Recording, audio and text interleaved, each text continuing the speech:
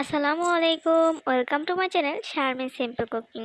আজকের রেসিপিতে আছে খুবই মজাদার তরতাজা একটি চায়ের রেসিপি। এই চায়ের রেসিপিটা আপনাদের সাথে শেয়ার করব। যারা চা পছন্দ করেন তারা তো অলরেডি অনেক খুশি হয়ে গেছেন। তাহলে চলুন সুন্দর এই রেসিপিটি দেখে নিই। চা তৈরি করার জন্য প্রথমে আমি একটা ফ্রাই প্যান বসিয়ে দিয়েছি, আর আমি যে কাপ দিয়ে চা তৈরি করব সেই কাপের 2 কাপ পানি দিয়ে দিয়েছি। অর্থাৎ আপনি যতটুকু চা তৈরি করবেন তার ডাবল পানি দিবেন, কারণ চা যতটা জাল হয় খেতে কিন্তু ততটাই ভালো লাগে। তো এখানে আমি এমন একটা মগ নিয়েছি, এর মধ্যে আমি এবার নিয়ে নিব চিনি আর দুধ। এখানে আপনারা আপনাদের পছন্দ অনুযায়ী চিনিটা দিয়ে নেবেন। এখানে আমি আমার পছন্দ অনুযায়ী চিনি দিয়ে নিচ্ছি, আর আমি মিষ্টিটা অলওয়েজ চাতে একটু বেশিই খাই। তো আমি যতটা চিনি নিয়েছি ঠিক ততটাই দুধ নিয়ে নিয়েছি। এখানে আমি 4 টেবিল চামচ চিনি নিয়েছি, 4 টেবিল চামচ দুধ নিয়েছি। এবার এটাকে ভালোভাবে চিনির সাথে মিশিয়ে নিচ্ছি।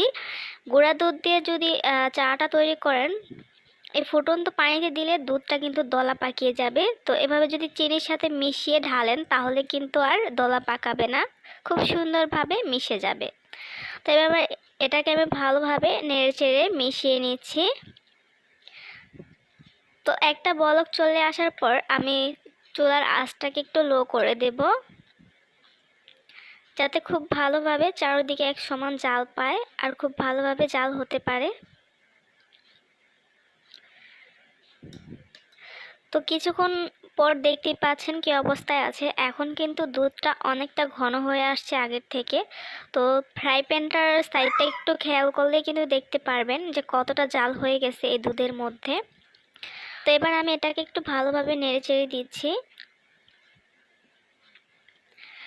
নাড়াচাড়া হয়ে গেলে এবার এর মধ্যে আমি খুব ভালো ব্র্যান্ডের একটা চা পাতা নিয়েছি, সেটা দিয়ে দেব। আর দুধ চার মধ্যে কিন্তু পাতিটা একটু বেশিই লাগে। এখানে আমি প্রায় 2 টেবিল চামচের মতো পাতি দিয়েছি। এখানে এই চামচটা কিন্তু টেবিল চামচ না, এটা একটু বড় চামচ।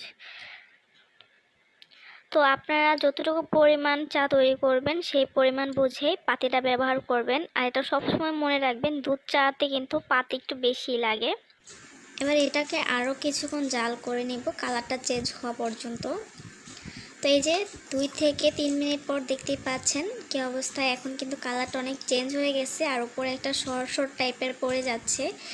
এরকম টাইপের হলে কিন্তু বুঝতে হবে চাটা হয়ে গেছে পারফেক্ট স্বাদের। এবার চুলা থেকে নামিয়ে নিয়েছি, এবার ছেঁকে এবার আমি এটাকে কাপে ঢেলে নিয়েছি। আজকের রেসিপি আপনাদের কেমন লেগেছে সেটা অবশ্যই কমেন্টস করে জানাবেন। লাইক, কমেন্ট, শেয়ার এবং আমার চ্যানেলটিকে সাবস্ক্রাইব করতে ভুলবেন না। আল্লাহ হাফেজ।